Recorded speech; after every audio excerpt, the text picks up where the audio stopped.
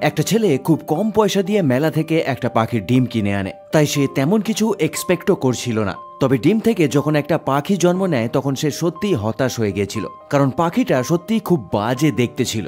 এই কারণে ছেলেটার মন ভেঙে যায়। তা সত্ত্বেও মানবিকতার খাতিরে সে পাখিটার আরো যত্ন করে। কিন্তু পাখিটা বড় হওয়ার পর সে বুঝতে পারে এটা একটা ক্লাউন বার্ড, এবং সে বুঝতে পারে কম পয়সা দিয়ে সে সত্যি লাভবান হয়েছে। এটা কোনো সাধারণ পাখি ছিল না, এর দাম অনেক অনেক বেশি। ছেলেটা খুব খুশি হয় এবং কিছুদিনের মধ্যেই সে বুঝতে পারে যে পাখিটা নর্মাল পাখিদের থেকে অনেক বেশি ইন্টেলিজেন্ট। পাখিটা শুধু তার কথাই শুনতো না, বরং মিউজিক বাজালে নেচেও উঠত। কিছুদিন পরে সে পাখিটাকে একটা বার্ড ফেস্টিভ্যালেও নিয়ে যায়, এবং সেখানে গিয়েও পাখিটা অন্যান্য মানুষের কাছে তার বুদ্ধিমত্তার পরিচয় দেয়। এই পাখিটার ফেভারিট খাবার ছিল ওয়ালনাট, এবং মাঝে মধ্যেই সে অদ্ভুত অদ্ভুত জামা কাপড়ও পরত। তবে সবথেকে ইম্পর্টেন্ট বিষয় হলো পাখিটা তার মালিকের সঙ্গে সবথেকে বেশি সময় কাটাতে ভালোবাসত। একটা ছেলে খুব কম পয়সা দিয়ে